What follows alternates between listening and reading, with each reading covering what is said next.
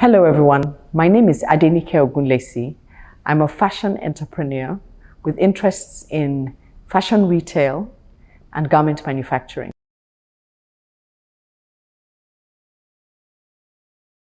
I'm the founder of Nigeria's premium and premier children's clothing brand called Rough and Tumble, and a garment manufacturing company called Gatimo Apparel Manufacturing. So that's what I do. But I like to think of myself as an enabler, a force for good, a leader, a thought leader, and a woman who is a woman's woman, if you understand what that means. Supportive of other women. I do many things. I'm naturally a creative being, so I love to design, whether it's clothing, whether it's spaces, whether it's gardens. I enjoy just being in that whole creative space. Or whether it's cooking, even though I've not cooked for I don't know how many years now. But I love being in that creative space where I'm making something out of nothing and just exercising my imagination to birth a whole new experience where there was nothing. There was nothing there before. I love doing that. So I do a lot of that. The business runs itself. I have business managers. They're people who are doing what they do best. And I'm focused on doing what I do best, which is the creative part of the business.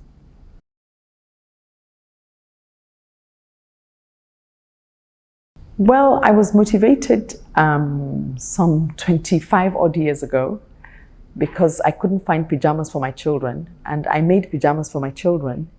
And one or two people asked me to make pajamas for them. I did. I went to a bazaar. I sold out of 115,000 nairas worth of clothing. I sold 98,000 nairas worth of clothing. And so I realized that there was a gap in the children's clothing industry. So at the time, I just went up and down all the different stores that were selling children's clothing to see what were they doing, what were the gaps, and what were my needs as a young mother with 3 children. And so I decided to make some things and begin to go to bazaars to go and sell them. When I first started, nobody wanted to touch the things because they were made in Nigeria, which further motivated me to prove that as Nigerians, we're capable of holding ourselves to a higher standard and actually producing goods of a better quality and a higher standard. It just takes a lot more work to do it, but it's doable and it's possible. When you hold yourself to a higher standard, you will perform at a higher standard across board, across everything that you do. So those were some of the things that motivated me. The other thing, the third motivating factor, apart from the need for my kids, the desire to prove what was possible for us as Nigerians, the third thing was financial independence for myself as a woman. Financial independence for a woman in the 21st century is a non-negotiable subject. Your ability to earn, your ability to contribute, your ability to have that freedom to be able to express yourself, to be able to do the things that matter to you, if it is giving to a charity, if it is traveling, if it is cooking, if it is dressing up, whatever it is.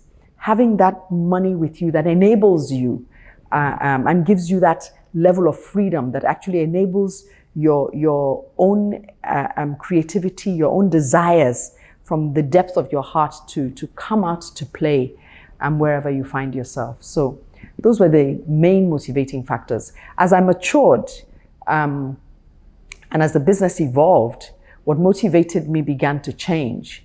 I realized that as I became more consciously aware of the fact that I'm actually a big contributor in society and a leader, I realized that what I was gifted with in the companies that I was running was a platform that was an enabler, a platform that would give people the opportunity to work, earn a living, find the truest and highest expression of themselves if they were willing to adapt to the culture of the organization that we were running.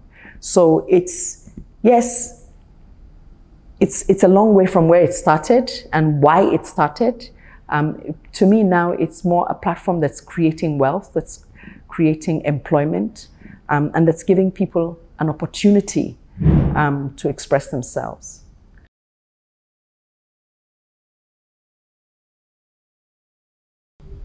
Many, I don't think that you can live a life without a challenge. There's always going to be a challenge. But a challenge is an opportunity to grow. And that's where you have to be careful that you don't miss the opportunity of growth.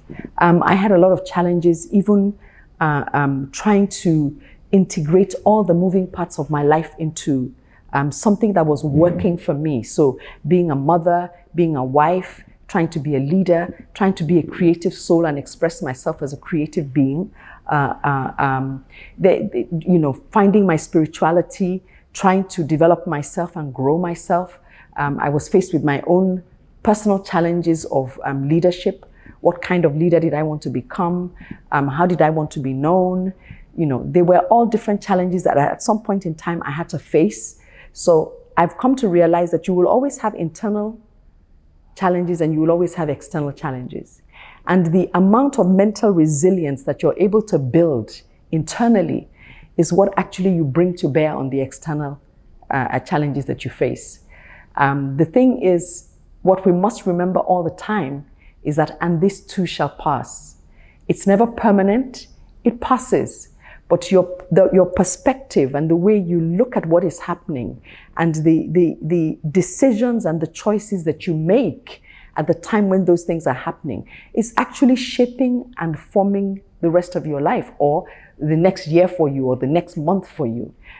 So yes, I faced financial challenges, trying to get money from the bank to grow the business, trying to get them to believe in me, trying to get them to trust me. It just meant I had to work harder. It meant I refused to take no for an answer. It meant that I needed to know what I was doing. I needed to be well read. I needed to grow my skills. I needed to grow as I said, my mental muscles, so that when I'm faced with a challenge, I don't just fall down and not get back up again. I may fall, but I get back up again. And that's, I think, is what's important.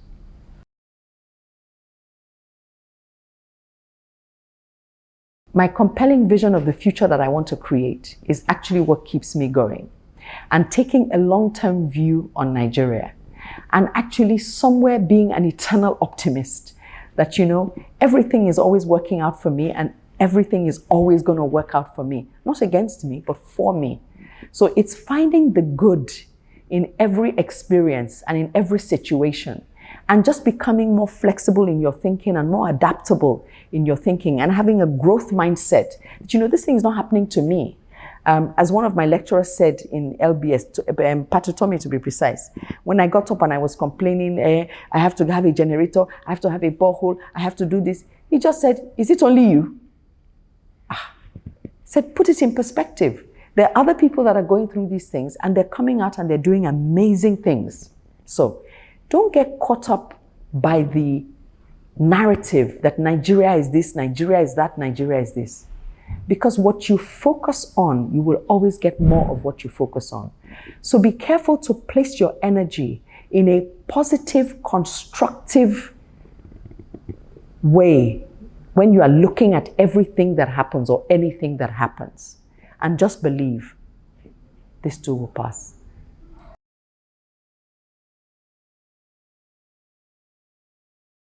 I would say don't take yourself so seriously.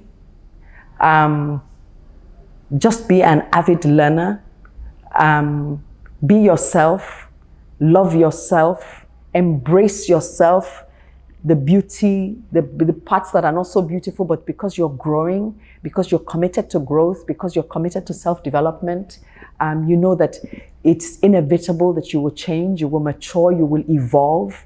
And as you evolve, be gracious, be kind, set your standards by all means, and, live by those high standards.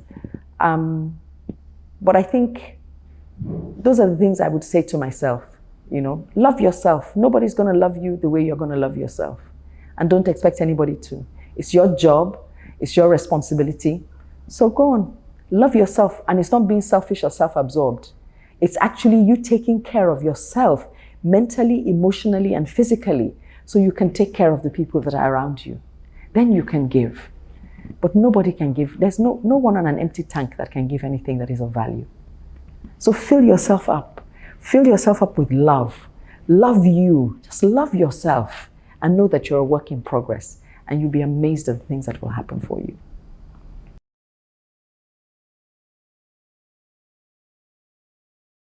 Young entrepreneurs, you got to be ready to do the work. It's okay to dream, but the deciding and defining word is that you take action. You set your goals, you get clarity on what it is you want to do. You set your goals, and then you take massive action. Don't get up and say, I couldn't do this because, I couldn't do this because, I couldn't do this because. That's a broken record that's going nowhere. So find the reason why you need to do this and put yourself behind it, heart, body, and soul, and just do it. And yes, you will come against challenges. You will come up against challenges. It's okay.